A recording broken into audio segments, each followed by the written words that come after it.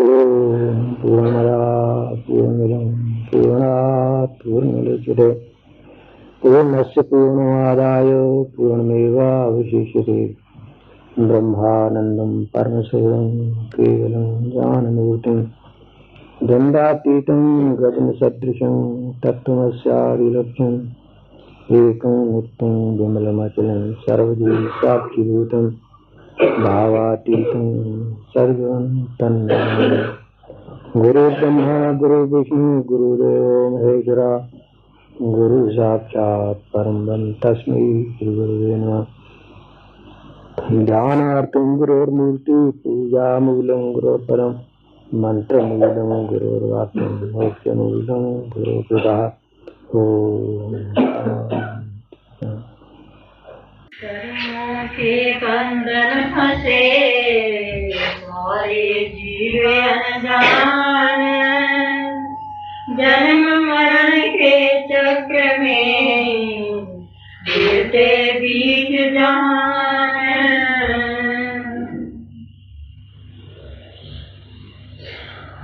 कर्मों के बंधन फंसे सारे जीव अनजान, जन्म मरण के चक्र में फिरते बीच जहान।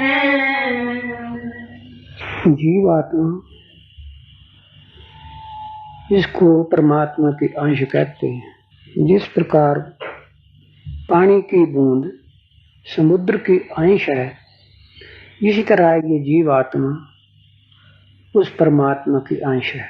क्योंकि ये जीवात्मा या आत्मा परमात्मा से अलग हुई है, इस वास्ते इसको परमात्मा के मिलने की इच्छा सदा लगी रहती है, परंतु जा नहीं सकती। एक जन्म से दूसरे में, दूसरे से तीसरे में, तीसरे से चौथे में, इस तरह शरीर धारण करती चली जाती है और परमात्मा से दूर रहती है, परमात्मा से मिल नहीं सकती। बावजूद इसकी अपनी ये जबरदस्त इच्छा होने पर भी नहीं मिल रही। उसका कारण क्या? कौन रोकता है इसको? रोकने वाले हैं इसके अपने ही कर्म। जब जब ये जीव मनुष्य शरीर में आता है, तब दोनों तरह के कर्म, पुण्य और पाप, ये करता है। ये जो कर्म होते हैं ये कामना रख कर होते हैं। कोई पाप करे अथवा पुण्य करे तो उसके फल की इच्छा होती है। तब एक जन्म में ये इतने कर्म कर मारता है कि कई जन्म लेकर के उन कर्मों का फल भोग कर सके। थोड़े से किए हुए कर्म इस जन्म में भी भोग लेता है, इसी जन्म के किए हुए इसी जन्म में भोग लेता है, लेकिन बहुत सारे बच जाते हैं और वो इकट्ठे होकर के तो एक बहुत बड़ा ढेर है जिसको संचय कर्म कहते हैं, उस ढेर में जा पड़ते हैं। और फिर जब मनुष्य शरीर में आना होता है तो एक मुट्ठी उस कर्मों में से ले आता है। वो तो इसको अवश्य भोगने पड़ते हैं, उससे किसी को छुटकारा नहीं। और अपनी इच्छा अनुसार जो नए पुण्य और पाप करता है वो इसके अपनी बस की बात होती है, वो नए कर्म होते हैं। तो इस तरह पुराने कर्मों का फल भोगता रहता है और नए कर्म और करता रहता है, और आवागम का जो चक्कर है वो चला रहता है। इससे इसको छुट्टी नहीं मिल सकती, ना कर्म खत्म हो और ना इसको छुट्टी मिले। और देह से कर्म करें सब जीव, उनका फल भोगे तभी जब तक मिले न पीर। तो ये जो कर्म जीव करता है ये तीन तरह के होते हैं। एक वो जो मन द्वारा किए जाते हैं, दूसरे वाणी द्वारा, और तीसरे शरीर के साथ। ये तीन तरह के कर्म होते हैं और ये कर्म संस्कार बन करके इसके अंतःकरण में पड़े रहते हैं और फिर वो इसको कुछ इस जन्म में कुछ अगले जन्म में भोगने पड़ते हैं। मन से कर्म किए हुए कौन से होते हैं? मन से चिंतन किया, किसी की चोरी करूं, अथवा बहुत लोग हैं जो परमात्मा भजन करते हैं और भजन करके भवसागर से पार हो जाए, क्या अच्छा होता, हम भी करते। परंतु ये हिसाब किताब जो रहे मन तक के महदूद रहा, तो ये मानसिक कर्म हो गया। वाणी द्वारा कर्म, भगवान का गुणगान करना अथवा किसी को गालियां देना, झूठा कलंक लगाना, वाणी द्वारा कह करके किसी के दिल को सताना, ये वाणी द्वारा कर्म हो गए। और तीसरे शरीर द्वारा कर्म करना, चोरी करना, ठगी करना, बेईमानी करना, ये शरीर द्वारा कर्म होते हैं। तो जो कर्म जिस तरह से किया हुआ होता है उसका फल भी इसको उसी तरह से भोगना पड़ता है। तब ये जो कर्म है, जैसा पहले कहा कि इनका खात्मा नहीं होता। एक मुट्ठी भर कर्म होते हैं, बीज होते हैं जो साथ लाता है, लेकिन नए कर्म कितने ही ज्यादा कर्म आता है। तब ये कर्म इसको उस वक्त तक भोगने पड़ते हैं जब तक परमात्मा की प्राप्ति ना हो जाए। परमात्मा की प्राप्ति हो गई तो सारे कर्मों का खात्मा हो गया। इन कर्मों का खात्मा कैसे होता है वो सुनने और समझने लायक है। जिस किसी को भगवत दर्शन हो जाता है तब उस समय वही ज्ञान इसको प्राप्त हो जाता है, वही गुण इसमें आ जाते हैं जो परमात्मा के हैं। परमात्मा को अपने आप में क्या ज्ञान है कि मैं सर्वत्र भरपूर हो रहा हूं, कोई जगह मुझसे खाली नहीं, सबकी आत्मा मैं ही तो हूं। तब यही ज्ञान उस जीव को जो परमात्मा के दर्शन करता है उसको भी यही ज्ञान हो जाता है, मैं सर्वत्र भरपूर हूं, सबकी आत्मा हूं। कर्मों के ये नक्श ही संचित कर्म कहाए, जन्म जन्म बढ़ते रहे सारे जीव बनाए। इस प्रकार ये जीव कर्म करता रहता है। कर्म करने के बाद वो बीज रूप बन करके कारण देह में चले जाते हैं और जन्म से मरण पर्यंत ये वहां पर जमा रहते हैं। कब तक रहते हैं? जब तक कि अपना फल नहीं दे लेते। और इन का फल भोगने के लिए ये मजबूर है, और ये तभी भोगे जाएंगे जब ये संसार में रहेगा। कुछ कर्म तो सूक्ष्म देह आए, एक जन्म भोगन लिए प्रारब्ध बन जाए। ये जो संचित कर्मों का ढेर है, जिस वक्त जीव ने मनुष्य शरीर में आना आता है तो इस ढेर में से एक मुट्ठी अपने साथ ले आता है, और ये मुट्ठी इसको अवश्य में भोगनी पड़ती है। सूक्ष्म शरीर में आकर बुद्धि के अग्रभाग में आकर के स्थित होते रहते हैं।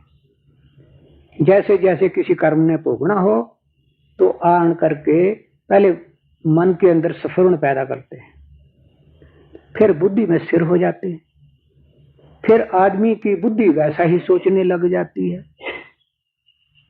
सोचने के बाद फिर उससे कर्म होता है, कर्म के बाद उसको फिर फल मिलता है। इस प्रकार इसके किए हुए जो कर्म हैं उनका फल इसको इस विधि से भोगना पड़ता है। मन बुद्धि के कोश में प्रारब्ध बस जाए, सुख दुख भोगन कारणे पूर्णागरी पुराए। वही बात जो मैंने कही है वो यहाँ बतलाई। पाप पुण्य के चिन्ह भी बुद्धि में पुराए, मलिन बने या शुद्ध ही जैसा चक्र चलाए। तो कहते हैं जब प्रारब्ध कर्मों का फल भोगने का समय आता है तो बुद्धि में स्फुरण होता है और उसके बाद फिर इच्छा प्रबल होती है, फिर कर्म कर्म आता है। लेकिन यहाँ पर यह बात याद रखने वाली है कि मन बुद्धि में जो वासनाएं उठती हैं वो दो प्रकार की होती हैं। एक तो वो होती है जो प्रारब्ध में से उठकर आती है, दूसरी वो होती है जो संचित कर्मों के ढेर से आती है। जो संचित कर्मों के ढेर से आती है, पाप की हो अथवा पुण्य की हो, वो मिट भी सकती है, लेकिन अगर प्रारब्ध में से उठी होगी तो मिट नहीं सकेगी। कई दफा आदमी सोचता है कि फलाना कर्म करूं, एक दिन, 2 दिन, 3 दिन खूब दिल में विचार रहा, लेकिन उसके बाद फिर मन शांत हो गया, बात खत्म हो गई। तब समझना चाहिए कि ये जो वासना उठी थी ये प्रारब्ध में से नहीं थी, ये संचित में से। प्रारब्ध में से होती तो अवश्य उसने भुगत के खत्म होना था। इस वास्ते संचित कर्मों के ढेर से जब कभी पुण्य कर्मों के लिए वासना उठे तो उसे अवश्य कर मारना चाहिए, तब नया पुण्य बन जाएगा, उसे फायदा होगा। परंतु पाप कर्मों के लिए वासना उठे तो उसको हमेशा दबाते रहना चाहिए, चाहे वो आपको पता नहीं कहां से उठी है, प्रारब्ध से आई है या संचय से, परंतु कुछ भी हो, किसी भी तरफ से आई हो, उसको रोकने का प्रयत्न करना चाहिए। कर्मों के अधीन संस्कार तिनके मिटे पुरुषार्थ जिनकीन। फिर पढ़ पाप उनके चिन्ह। पाप पुण्य के चिन्ह भी बुद्धि में फुराए, मलिन बने या शुद्ध ही जैसा चक्र चलाए। तो ये पाप चाहे संचित कर्म से आए और चाहे प्रारब्ध कर्म से आए, जैसा भी भुगतान होना होता है उसी के अनुसार बुद्धि में प्रेरणा होती है और फिर आगे कर्म हो जाता है। आगे भोगे जीव सब कर्मों के अधीन संस्कार तिनके मिटे पुरुषार्थ जिनकीन। तो इस प्रकार ये जीव कर्मों के अधीन होया हुआ संसार के सुख और दुख भोगता है। संस्कार तिनके मिटे पुरुषार्थ जिनकी। कोई आदमी पुरुषार्थ करे तो अंतःकरण में से जो नए नए पाप कर्मों की वासना उठती है वो इसके पुरुषार्थ द्वारा निष्फल हो जाती है। अर्थात पाप कर्मों के लिए जो वासना उठी है उसको दबाया जा सकता है, उसके लिए स्वतंत्र है, उसको दबाना चाहिए। आगे पुण्य करते रहे पाप चिन्ह मिट जाए, आगामी जो जन्म हो सामे सुख अति पाए। भजन और पुण्य कर्म ऐसे हैं, अगर इनको आदमी करता रहे तो खोटी वासनाएं अंतःकरण में उठती नहीं तो कर्म होते नहीं, कर्म होते नहीं तो दुख उठाना नहीं पड़ता। इस वास्ते ठीक मार्ग यही है कि मन जब खोटे कर्मों की तरफ उठे तो इसको हमेशा रोकते रहना चाहिए, लेकिन अकेले रोकने से कुछ नहीं होगा। अगर भजन से मन होता रहेगा तो स्वयं भी इसके अंतःकरण से ऐसी वस्तु से उठेंगे ही नहीं। और ऐसा जब हो गया, पुण्य जमा हो गया, तो अगला जो जन्म होगा उसमें ये शरीर मिलेगा, उसमें दुख क्लेश नहीं होंगे, और सब प्रकार की अनुकूलता होगी। फिर जिस प्रकार कोठे पर चढ़ना हो तो पौड़ी पौड़ी होकर के चढ़ जाता है, ऐसे ही आदमी बनते बनते बनते प्रभु के पास जा पहुंचता है। भजन और पुण्य से मनोकोश के माही स्वर्ग लोक में जाए कर दिव्य भोग भोगाही। मन द्वारा जो पुण्य कर्म करता है अथवा भजन करता है, उसके करने से सूक्ष्म लोकों में जाकर के, स्वर्ग आदि में जाकर के तो दिव्य भोगों का उपभोग करता है।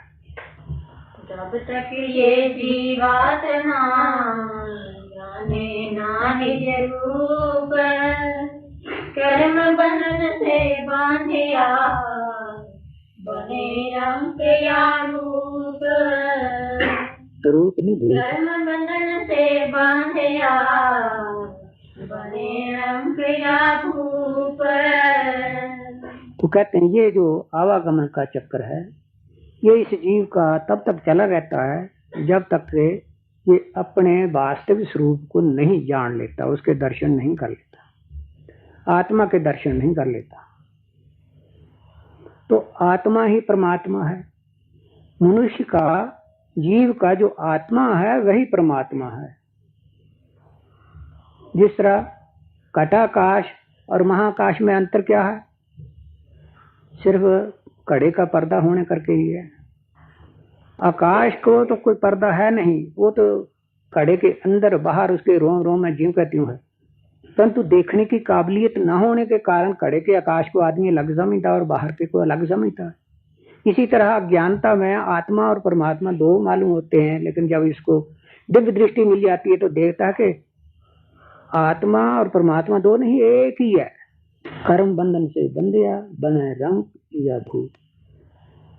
तो जब तक इसको अपने निज स्वरूप के दर्शन नहीं हो जाते तब तक कर्मों का जो चक्कर है वो चला रहता है।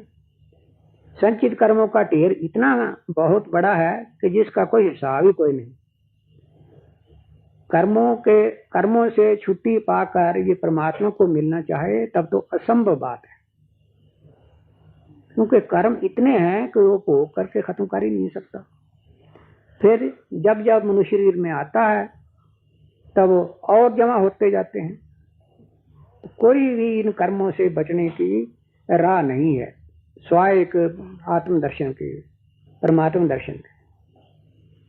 इस वास्ते अगर कोई कर्मों के बंधन से छुट्टी पाना चाहता है तो उसके लिए यही एक तरीका है।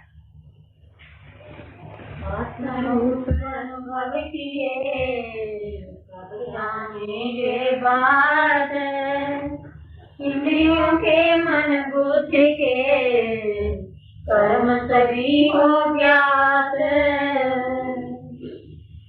तो जब इसको आत्मदर्शन हो जाता है तब फिर इसको कुछ भी जानना बाकी नहीं रहता।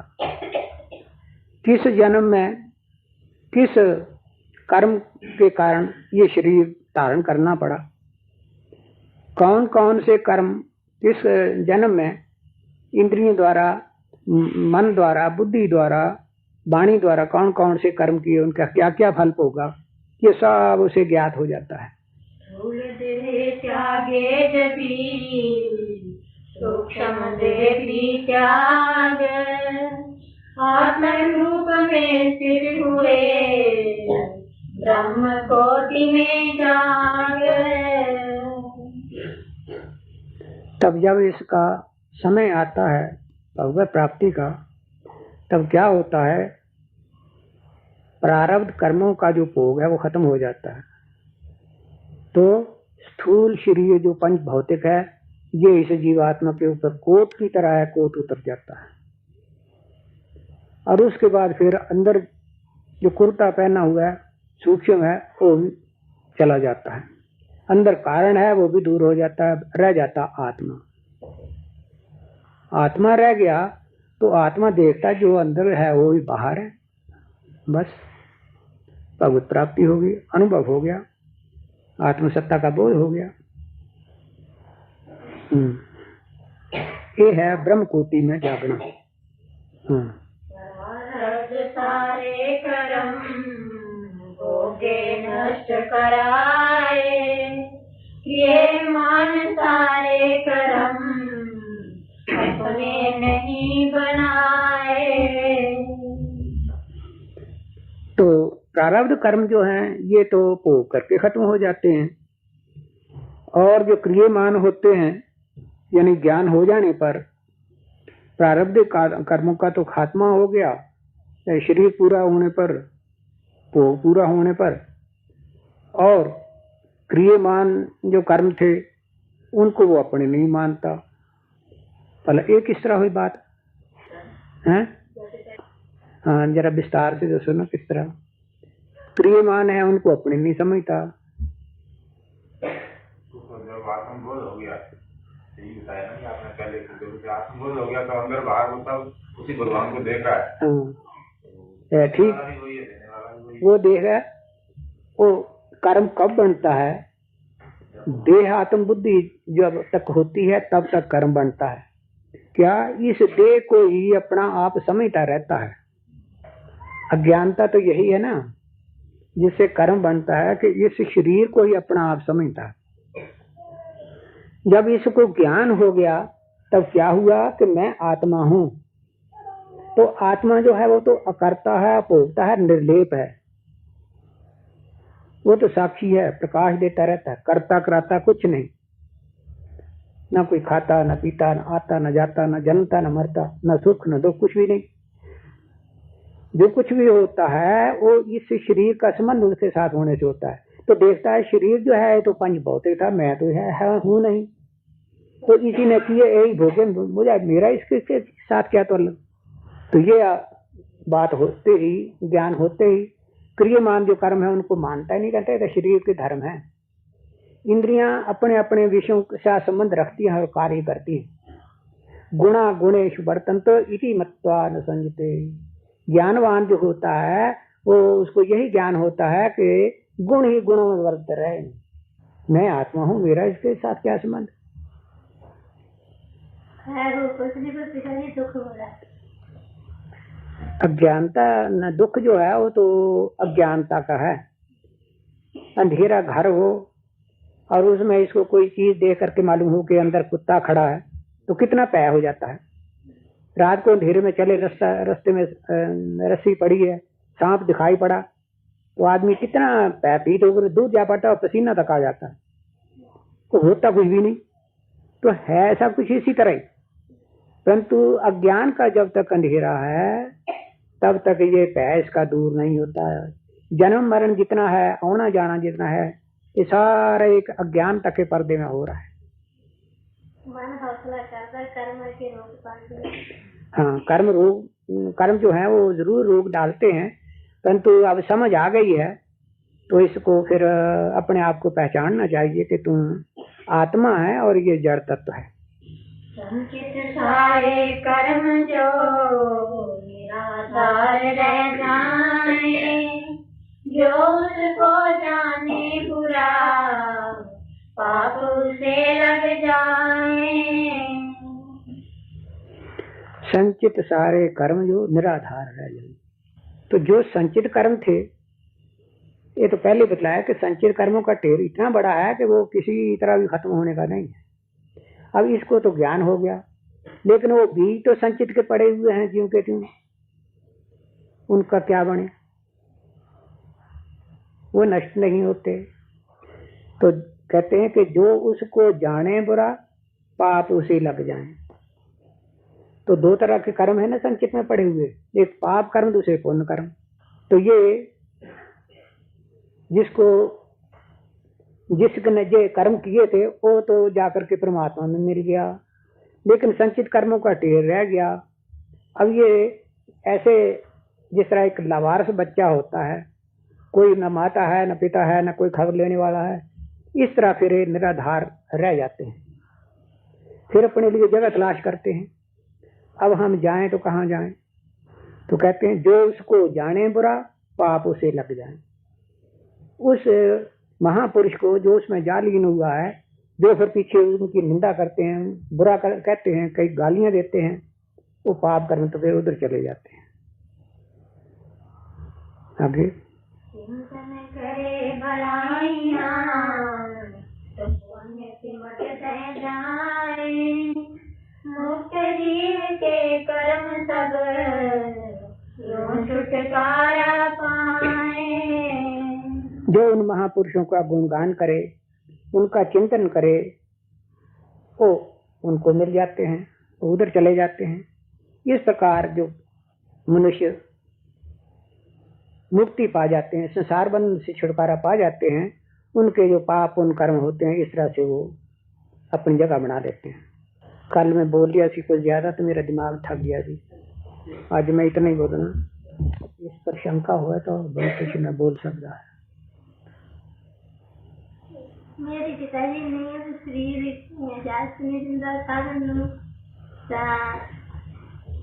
कर्म रोक पाते हैं, लगन ये भी बहुत अच्छी चीज है। जितनी लगन, जितनी तड़प ज्यादा होगी तो कर्म या भजन चाहे ना हो सके, इसका एक ऐसा अच्छा कर्म बन जाता है कि जिसको मुकम्मल करने के लिए अगला जन्म ऐसा मिलेगा कि सब प्रकार की अनुकूलता मिलेगी। कोई इसका पश्चाताप किया हुआ, आंसू बहाए हुए व्यर्थ नहीं जाएंगे। तो लगन होनी चाहिए, ये किसी भाग्यवान को होती है, फिर चाहे कर ना सके। है इन कर्म किस तरह करने चाहिए? हाँ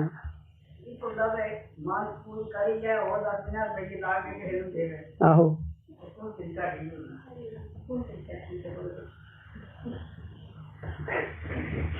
तरीके सारे चंगे न, सिर्फ अपने दिल दे विच जेहड़ी भावना ना, उस भावना के अनुसार इससे कीते कर्म का फल मिलना है। तो भावना कई प्रकार की है। सब तो बड़ी भावना ये है कि ये जो कुछ मैं कर रहा हूँ ये भगवान की आज्ञा के अंदर है, ये भगवान की ही वस्तु है और भगवान को ही अर्पण कर रहा हूँ, मेरा कुछ नहीं। मेरा समर्पे, हे भगवान ये वस्तु तेरी ही है, मैं तेरे लिए अर्पण कर रहा हूँ। तदीयम वस्तु गोविंद तुभ मेव समर्पे, हे भगवान ये वस्तु तेरी ही है, मैं तेरे लिए अर्पण कर रहा हूँ। उससे किसी ने दे दो, पर इतनी बात है कि जरा अधिकारी को हो तो ज्यादा अच्छा है, क्योंकि जैसा खेत होगा उसके अनुसार ही फिर आगे फसल होती है। बीज तो उगेगा ही, परंतु फल उसके अनुसार होना है। लेकिन एक बात यह है कि जो आदमी भगवान को ही अर्पण करता है, उसके लिए तो फिर चाहे कोई भी हो, चोर हो, ठग हो, कोई हो, लेकिन अपने मन की साथ ही परखे करते रहना कि जिसको मैं दे रहा हूं ना, उसके ऊपर फिर किसी वक्त जाकर के ये शंका तो ना होगी उसको कहीं मांस खाते देख लिया तो आप कहोगे उस दिन इसको पैसे दिए थे, इसने तो बड़ा पाप कर्म किया, तो वहां काम बिगड़ जाएगा। तो जब तक ये धारणा है पूरी नहीं होगी, पूरी नहीं है, तब तक फिर ऐसे व्यक्ति को देना चाहिए जिसके साथ फिर हट के कोई संबंध ना हो, देखने में ना आए। क्योंकि कच्चा मन है तो भावना जो है वो रह नहीं सकती। जिस लोग बुरा कर्म करते देखा तो अगर उस वक्त भी स्थिर रह सके तो फिर चाहे कोई भी हो, क्योंकि असलियत तो ये है जो 16 ने सच्ची है कि सबके अंदर भगवान ही है। तो ये धारणा जब तक पूरी तरह पक्की ना हो तब तक अधिकारी देख लेना, और जब पक्की हो जाए, जिस तरह कल उदाहरण दिया था नामदेव का, कुत्ते को उसने समझा कि सबके अंदर है, तो इस कुत्ते के अंदर क्यों नहीं, तो कुत्ते को ये भगवान करके समझा और उन्हीं को उन पर भोजन खिलाया और आखिर भगवान उसको कुत्ते में से प्रकट होने पड़े। तो इतनी जो धारणा है, भावना, ये किसी विरले की होती है। तो ये आदमी के लिए, सबके लिए एक ही असूल नहीं है, सबके लिए अलग अलग है। हर एक आदमी अपने मन को सोचे, विचारे, वजन करे, की भावना कहाँ तक स्थिर रहती है, तो जैसी स्थिर हो उसे करे। आनंद ले रहे हैं वही चलो कैसे भी आनंद नहीं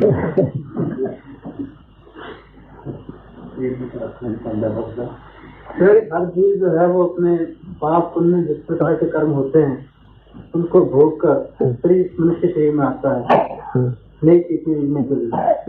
जब वो हर प्रकार के पाप पुण्य की सजा या उसका सुख जो है वो भोग लेता है, फिर जीव में अंतर क्यों होता है। कई जीवों का देखा है कि अंधे होते हैं बचपन से, कईयों को अंग नहीं होता। वो सब हर एक इंसान का शरीर में कोई कमी पेशी नहीं होनी चाहिए। तो ये किसी श्री वो बतलाया था ना कि आदमी आता है अपना हिसाब किताब बेबाक करने के लिए, मनुष्य शरीर में इस मतलब के लिए आता है। परंतु होता यह है कि हिसाब किताब तो पिछला जो है उसको तो बेबाक करता है, परंतु साथ में और भी होते रहते हैं। कोई ऐसा आदमी है जो पाप पुण्य नहीं करता, सबसे होते रहते हैं। तो बस ये नया है, पिछले जो पाप पुण्य किए थे उनका इस शरीर में आकर के सुख या दुख के रूप में भोगता है देन देन को, परंतु साथ में वो भी होते रहते हैं। हाँ, ऐसा कोई आदमी हो कि पाप पुण्य से लिप्त न हो, तब उसने हिसाब किताब बेवा करिए, समझिए। क्योंकि फिर तो है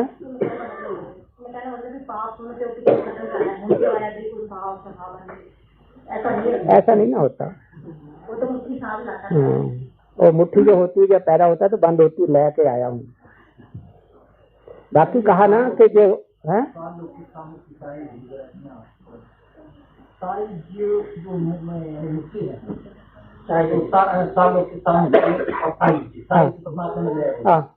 लेकिन सारी युग में जब तक तो इसका मतलब ये होगी जब तक परमात्मा के दर्शन की इच्छा के साथ तब तक मिलन नहीं होगा। जहाँ जब ये समझ लेगा मुझे परमात्मा की जरूरत नहीं, तो हो जाए परमात्मा में गए हो जाए, क्योंकि जब तक इच्छा है तब तक तो वो द्वैत है वहाँ। संकल्प जो मैंने कहा था मर जाना है जब वो सायुज्य हो जाएगा, मतलब संकल्प का मिट जाना सायुज्य। भगत आनंद लेते लेते जब सायुज्य होना उसकी अपनी इच्छा है कि कब होता। हाँ, वो उसकी मर्जी के ऊपर है। हाँ जी, अनन्य भगत की व्याख्या ये निरंतर निष्काम, निरंतर निष्काम। हाँ, निष्काम भक्ति निष्काम, किसी भी प्रकार की कामना ना होनी। क्योंकि उसके पीछे कामना तो होती है कि मैं पवन धाम पर जाना है। तो ठीक है, वो बात यह है कि भगवान की कामना रख करके, किस बात की कामना, मुझे भगवान चाहिए, भगवान को मिलना है, उनके दर्शन करने हैं। तो अगर तो ये कामना रख कर करता है तब भगवान को पा जाता है। तो इधर कौन है आत्मा, उधर कौन है परमात्मा, इसमें और उसमें अंतर क्या है? छोटे बड़े का ये ना, आदमी भगवान को भी ना मांगे और निष्काम भाव से ही सारे कर्म करता रहे तो अंतःकरण की सिद्धि होकर उसे भगवत प्राप्ति होगी। और अगर कामना इस प्रकार परमात्मा की रखकर करता है तो भी वही फल होता है, और निष्काम भाव से करता है तो भी वही होता है। तब जब बगैर मांगे ही परमात्मा ने मिल जाना तो परमात्मा को मांगने की क्या जरूरत है भाई? तुझे अपना शीशा साफ करो, मुंह देखने की कोशिश ना करो, परंतु जब साफ हुए तो मुंह तो आप ही दिखाई देगा। इस वास्ते निष्काम भाव से अगर सेवा आदमी करता रहता है तो अंतःकरण की सिद्धि होती है और आपसे आप ही भगवत प्राप्ति होती है। तो कामना रखने की जरूरत नहीं। परंतु वो आदमी जो कहते हैं कि क्या करें, जन्म जन्मांतरों से ये स्वभाव ही हमारा बना हुआ है कि मांगे बिना रहा नहीं जाता, तो चलो मांग लो, भगवान को मांग लो। सर जैसे बताया कि ये प्रारब्ध कर्म जो होते हैं ये इंसान को उस जीवन में भुगतने पड़ते हैं, उनको भुगते बिना छुटकारा नहीं होता। हाँ। लेकिन जब कभी किसी की दुर्घटनावश या किसी प्रकार से एक्सीडेंटल डेथ हो जाती है तो फिर उन प्रारब्ध कर्मों का जो रह जाते हैं उनको वो बतलाया, कई बार बतलाया कि इस प्रकार जब कोई बात हो जाए तो उतनी देर तक 40 साल की उम्र में किसी की इस तरह दुर्घटना हो गई, 60 साल उसने जिंदा रहना था, इतनी प्रारब्ध लेके आया था, तब 20 साल जो बाकी रहे उस वो 20 साल प्रेत योनि में होकर के रहना पड़ेगा, उसको आगे शरीर नहीं मिलता, सूखे शरीर में रहता है और फिर उसमें तकलीफ ज्यादा होती है, क्योंकि भोग पदार्थ तो मिलते नहीं, ना वो भोग ही सकता क्योंकि शरीर नहीं है। विश्वास से कामना रहती है परंतु प्राप्त नहीं होती, पूरी नहीं होती, ये नया दुख से बढ़ जाता है। तो लिखा होगा लिखा होगा कि एक्सीडेंट हो जाएगा तो ना उसमें नहीं चलेगी।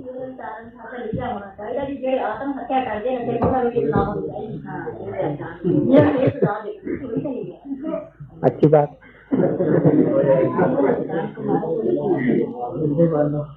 आदमी की अज्ञानता के कारण एक नहीं अनेकों इसके काम होते रहते हैं। तो एक्सीडेंट होता है वो भी इसकी अज्ञानता के कारण होता है। तो अज्ञानता में आकर जितने भी पाप होते हैं सब अज्ञानता में ही होते हैं।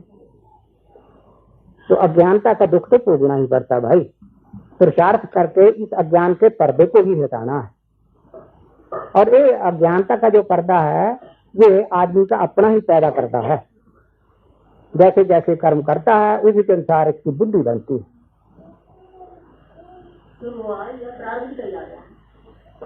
कौन सा? हाँ हाँ तो हाँ देखो ना, कोई आदमी पाप कर्म जो करता है तो फिर आदमी अगर ये कहे कि पाप कर्म जो करने लगा वो तो इसके ऐसा उसने क्यों किया, फिर उसकी बुद्धि पाप करने क्यों हुई? देखो बात ये है, यही बात मैंने एक दिन साफ की थी लेकिन मेरा ख्याल है आप लोग भूल गए। बात ये है कि कोई भी पाप कर्म हो जो भी करता है वो उसके कर्म करने के पहले क्या होता है, वासना उठती है।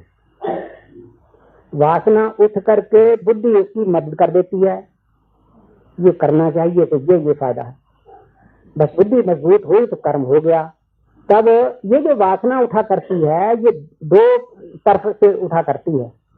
एक तो प्रारब्ध कर्म जब भुगतने लगता है तब वासना ही उठती है, फिर कर्म करता है, परिस्थिति बन जाती है और आगे कर्म हो जाता है।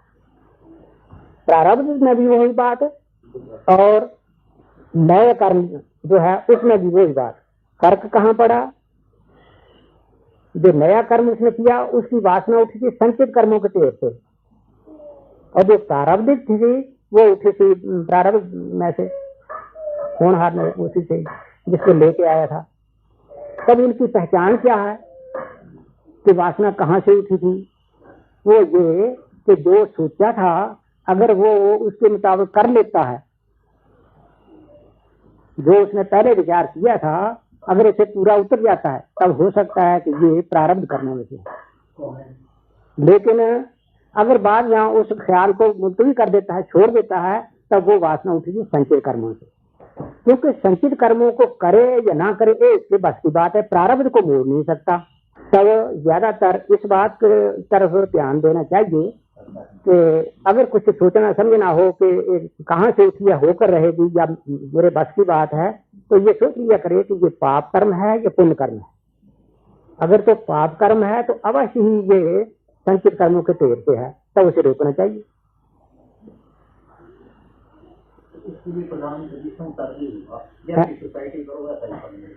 हाँ जैसे वातावरण में आदमी रहता है वैसे विचार वैसी वासना वैसी बात उसका फल अपने आप ही मिलेगा, रहता नहीं।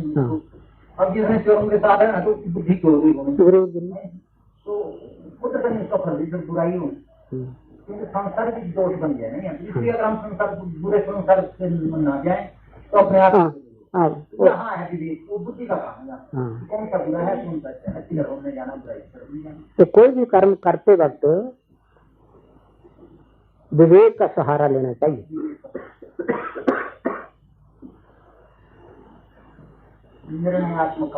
बुद्धि का काम ही लेना है। विवेक से काम ना ले तो फिर गलतियां हो जाती हैं और गलतियों का खमियाजा उठाना ही पड़ता है। वो सब नए ही होते हैं। फिर जिसका आदमी को दुख होता है वो सब अपनी गलतियों का है, और गलतियां जो हैं वो बिना विवेक के हैं और वो संचित कर्मों के ढेर से आती है। और कर्म तो ऐसा कुछ है ही नहीं नया कर्म तो कोई होता ही नहीं, सबका बीज आदमी के अंतःकरण में पड़ा हुआ। उस कर्म को जगाना ये उसके अपने बस की बात है। आप लोग विष्णु की संगत में रहते हैं, उसका त्याग करो, सत्पुरुषों की संगत में जाओ, सारा ही प्रवाह बदल जाएगा। तो कब बदलेगा? जब विवेक का सहारा लेंगे। हाँ? थोड़ा बुनियादी भी है। हाँ? जब आपने सुनाया था परमात्मा को सलाह नहीं देनी चाहिए। हाँ? परमात्मा को सलाह नहीं देनी चाहिए। हाँ, परमात्मा को सलाह नहीं देनी चाहिए। परमात्मा के आगे रखने चाहिए। हाँ। तो कभी कभी ऐसा होता है कि रक्त में कोई ऐसे बहुत चीजें आ जाती है कि एक का फैसला करना पड़ता है, इमीडिएटली एक आदमी उसका फैसला करना पड़ता है। उसको कुछ आदमी को क्या करना चाहिए, कौन सा अपनाना है? कोई काम करना है तो हाँ, क्या करना चाहिए? काम करती तो फिर उसके लिए तो बस यही रास्ता है सीधा कि उस परिस्थिति को भगवान के आगे रख देना चाहिए। हे प्रभु, जैसा भी करना है, आप कटकट में निवास करने वाले हैं, तो जैसा करना है मुझे आज्ञा करें, क्योंकि सब कट अंदर प्रेरणा करने वाला वही है, तो आपके अंदर से वो प्रेरणा वैसी कर करा देता है। देर क्यों लगेगी? देर कितनी लगती है इसमें? भगवान दूर हैं या प्रार्थना करते देर लगती है? ये प्रभु, इस परिस्थिति को मैं नहीं समझ सकता, जैसे आपकी प्रेरणा हो वैसा ही करूं। फिर जो अंदर से आवाज आती है, अवश्य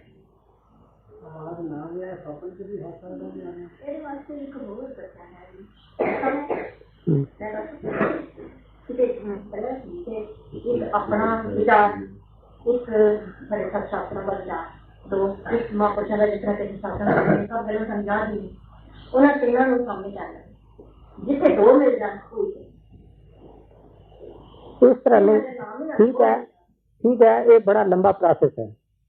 नजदीक का ये है, पहली तो बात है, सबसे पहली कि एक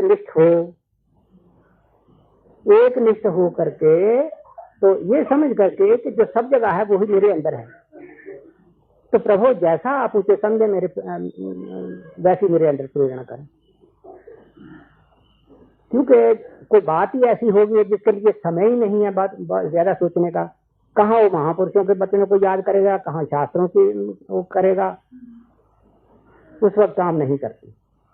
लेकिन भगवान तो ऐसे हैं जो एक आधे क्षण में भी इसके अंदर वो प्रेरणा करके उससे वैसा करवा सकते हैं। सबसे ज्यादा नजदीक हैं तो वो है।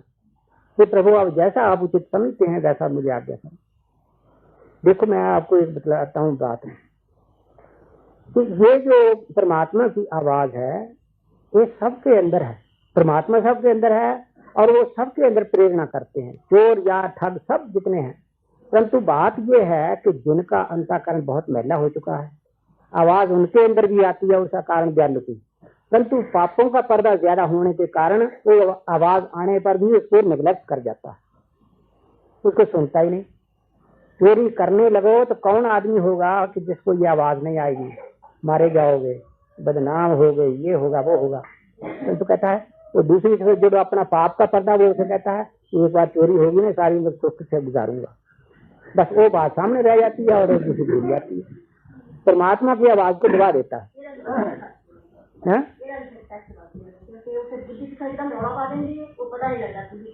तो मैं इस बुनियादी इस बात पर रखी थी कि भक्त को एक निष्ठ होना लाजमी है, और जितना एक निष्ठ होगा सच्ची आवाज उस तक जरूर आएगी।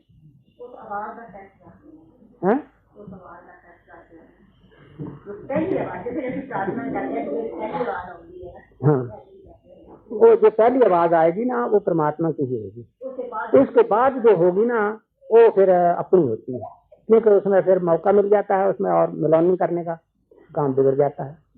फिर वो कहता है अच्छा किसी महापुरुष को पता ले लूंगा, किसी ग्रंथ को देखूंगा, वो खटाई में मामला पड़ जाता है। लेकिन जो सबसे ज्यादा नजदीक है उसकी रहबरी करने वाला उसके ऊपर नाज कर जाता है। तो परमात्मा के ऊपर भरोसा रखने वाला, अपने इष्ट देव भरोसा रखने वाला, वो तो तत्काल उसे आवाज मिलती है, उसे क्या जरूरत है सोचने विचारने की।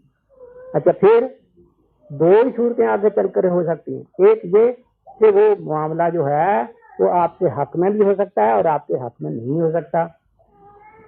तब दोनों ही हालतों में उसे समझना चाहिए कि उसकी जो प्रेरणा है वो बिल्कुल ठीक है।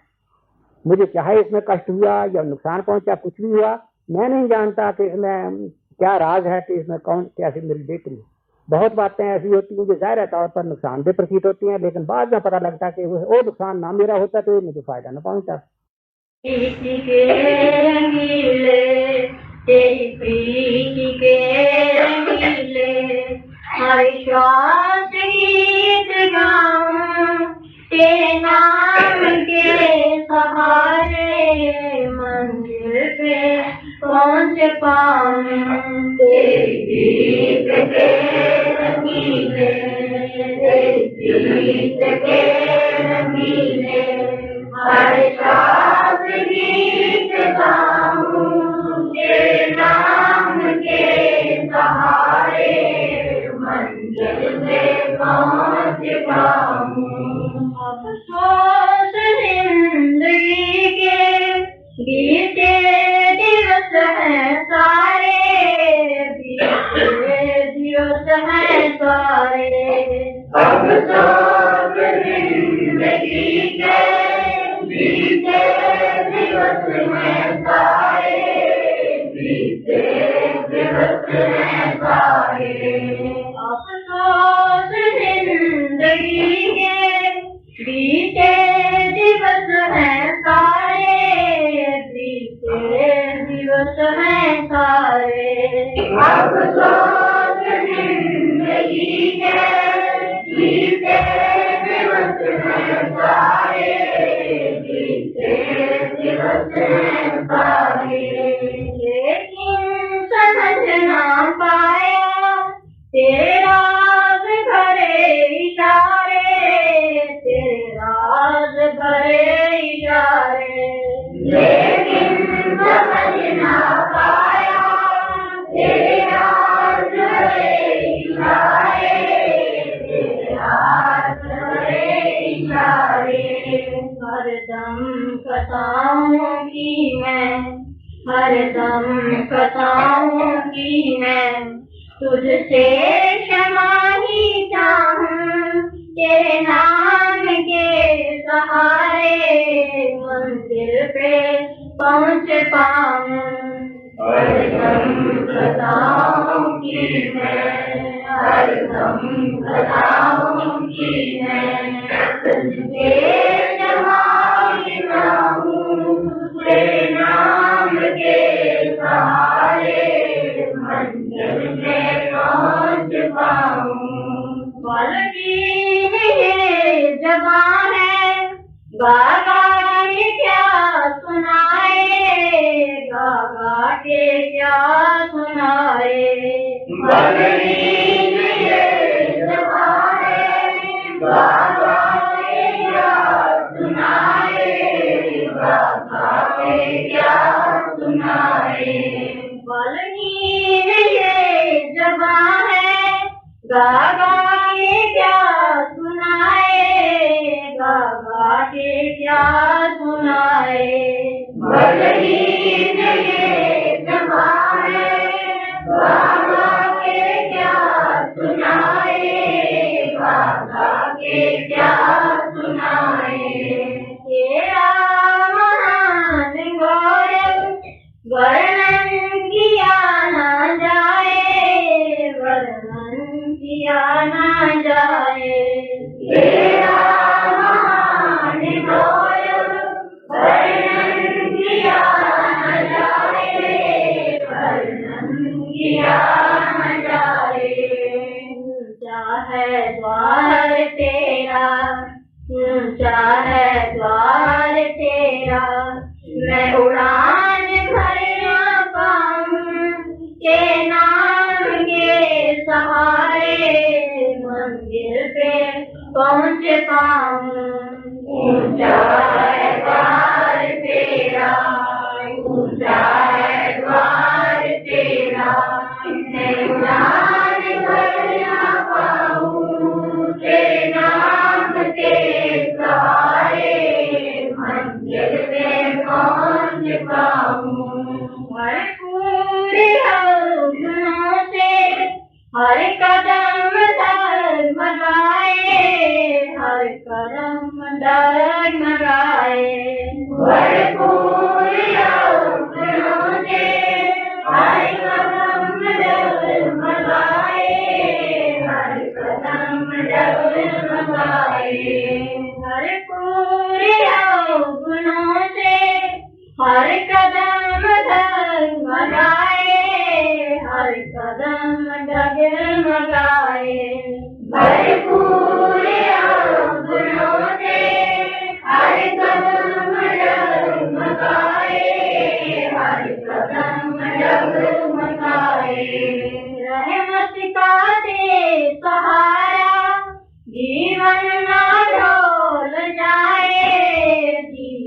ना डोल जाए, रहमत का दे सहारा, जीवन ना डोल जाए, जीवन ना डोल जाए। मुझे दीजिए वे लोचन, मुझे दीजिए वे लोचन, तुमको पहचान पाऊं, के नाम के सहारे मंदिर पे पहुंच पाऊं। मुझे दीजिए लोचन, मुझे दीजिए लोचन, तुमको पहचान पाऊं, के नाम के सहारे मंदिर पे पहुंच पाऊं। अनमोल हस्त पाके हाथों से है गमाया, हाथों से है गमाया।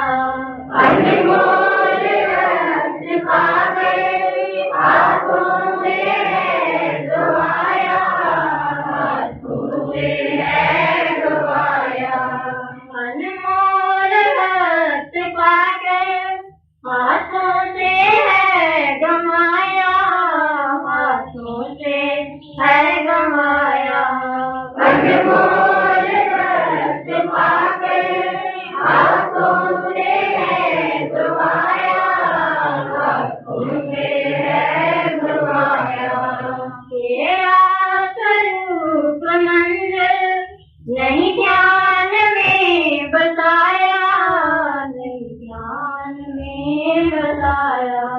तेरा स्वरूप मंदिर नहीं ध्यान में बताया, नहीं ध्यान में बताया। इस जिंदगी का मकसद, इस जिंदगी का मकसद तुझे बिन समझ ना पाऊं, तेरे नाम के सहारे मंदिर पे पहुंच पाऊं। इस जिंदगी का मकसद, इस जिंदगी का मकसद तुझे बिन समझ ना पाऊं, तेरे नाम के सहारे मंदिर पे पहुंच पाऊं। तुम मेरे प्राण धन हो, चरणों का प्यार दे दो, चरणों का प्यार दे दो। तुम मेरे प्राण धन हो, चरणों का प्यार दे दो, चरणों का प्यार दे दो। तुम मेरे प्राण धन हो, चरणों का प्यार दे दो, चरणों का प्यार दे दो। तुम मेरे प्राण धन हो, चरणों का प्यार दे दो, चरणों का प्यार दे दो। मझधार में है नैया, करुणेश आप खेलो, करुणेश आप खेलो। मझधार में है नैया, करुणेश आप खेलो, करुणेश आप खेलो। मझधार में है नैया, करुणेश आप खेलो, करुणेश आप खेलो। मझधार में है नैया, करुणेश आप खेलो, करुणेश आप खेलो। दास होकर, दास होकर ये जिंदगी बिताऊं, के नाम के सहारे मंदिर पे पहुंच पाऊं।